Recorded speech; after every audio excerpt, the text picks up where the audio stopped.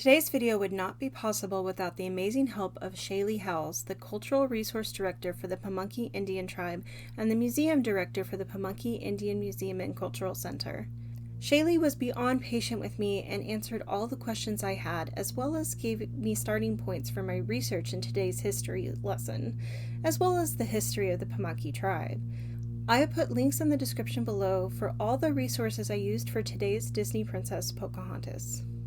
For complete transparency, I asked Shayleigh if she would be willing to look over the designs I had created for Pocahontas.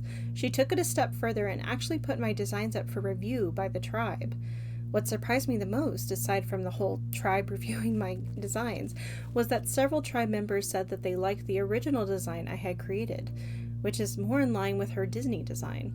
Partly because I was overwhelmed at receiving such a positive response overall, and because it was specifically mentioned, I chose that design as the final design. Well, at least for now anyway. My goal with this design, as has been my goal with all of the BIPOC princess designs, is to be appreciative, not appropriative, and to create a design that doesn't rely on negative stereotypes. Throughout our correspondence, Shayleigh emphasized that I was working through a pop culture lens on this project. Out of respect for the Pamunkey tribe, I want to acknowledge that this is my vision of a pop culture icon who is based on a real historical member of the Pamunkey tribe. Pocahontas, also known as Matoaka, Amunute, and Rebecca, after converting to Christianity while she was held captive in Jamestown, was the daughter of Chief Wahansaka, who led over 15,000 members of the Powhatan tribespeople. What little we actually know to be true of Pocahontas' life was that she was 11 when she met John Smith in 1607, and a mere 7 years later married a tobacco grower named John Rolfe. Again, this was after she had been held captive and converted to Christianity. She bore a son and was whisked away to England, but before she could return home, she became ill and passed away. The famous story of sacrificing herself to save John Smith's life may have never happened, or if it did, it was more likely a political stunt to mend the ties between the indigenous peoples and the colonizers. For the Pamunkey tribe, it's not a big deal. She doesn't mean a whole lot to us, says Robert Gray, current chief of the Pamunkey tribe, according to a 2017 AlJazeera.com article published around the 400th anniversary of Pocahontas' death. Her contributions to our way of life didn't really amount to much. In the article, which I have linked in the description below, Chief Gray went on to explain that British and white Americans think highly of Pocahontas, and the tribe appreciates that it brings interest to them.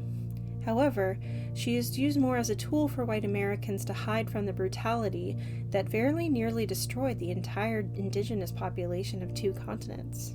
During my correspondence with Shayleigh, I had asked her about other historical figures that she felt should be more well known and deserved to be on the same level of notoriety as Pocahontas. She did not disappoint. The following is directly from Encyclopedia Virginia.org. If you would like to read the full article, the link is in the description below. I feel like I've said that a lot this episode. Little is known about the life of Cockacoeske before she succeeded her husband, Totopotomoy, chief of the Pamunkey, from about 1649 until he was killed in 1656 while assisting the colonists in frontier defense against Indian foes.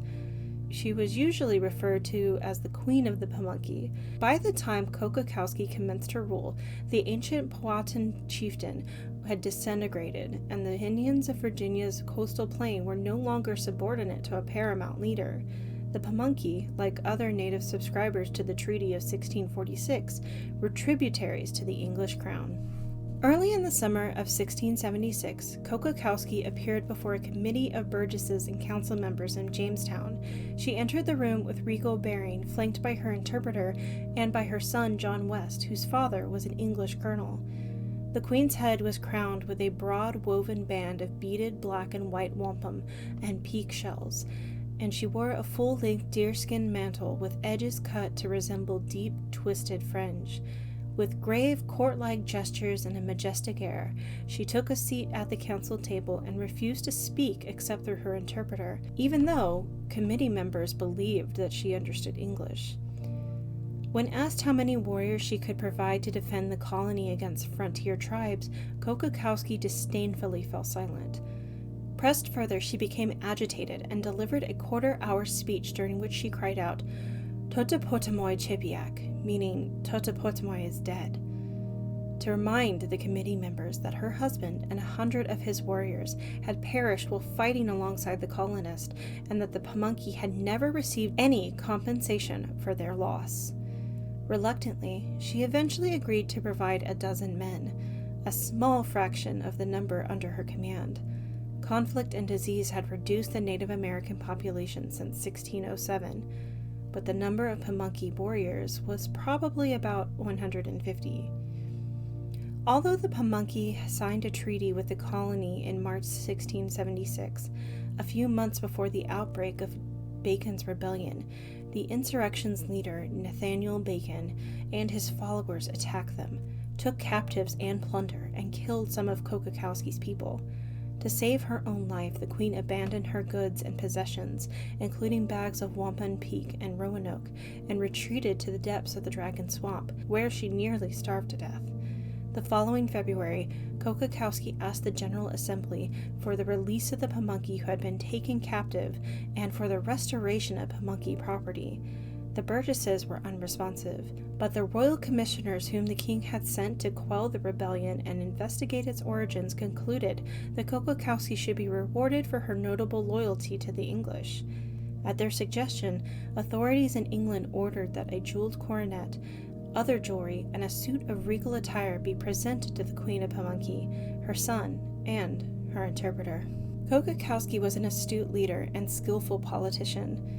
On May 29, 1677, when the Treaty of Middle Plantation was signed, at her request several tribes were reunited under her authority, and she signed the treaty on behalf of all the tribes under her subjection. Afterward, the Chickahominy and the Rappahannock, having been free of Powhatan domination since 1646, stubbornly refused to become subservient to her or to pay tribute, and in the summer of 1678, Cockacoeske directed her interpreter, Cornelius Dabney, to compile a list of grievances, which she sent to the governor.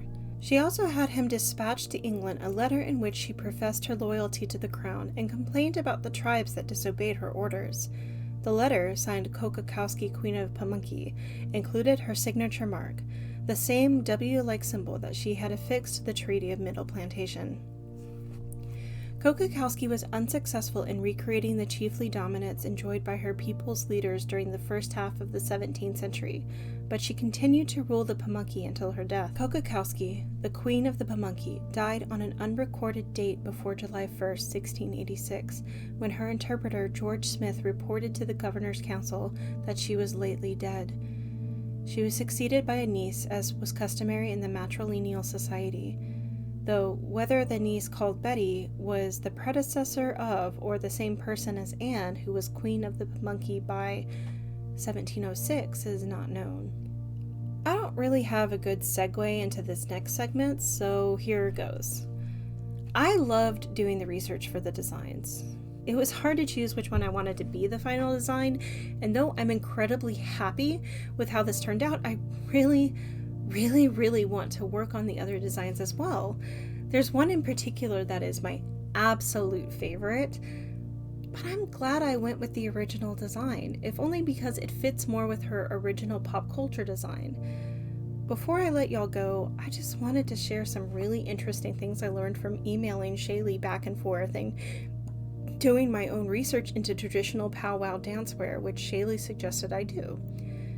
When I asked about what colors, materials, symbolism I should try and include in my design and or avoid, Shayleigh mentioned that good colors to use collectively are black, yellow, white, and red, because they represent the medicine wheel, which is why a lot of my post-research designs are the colors of the medicine wheel.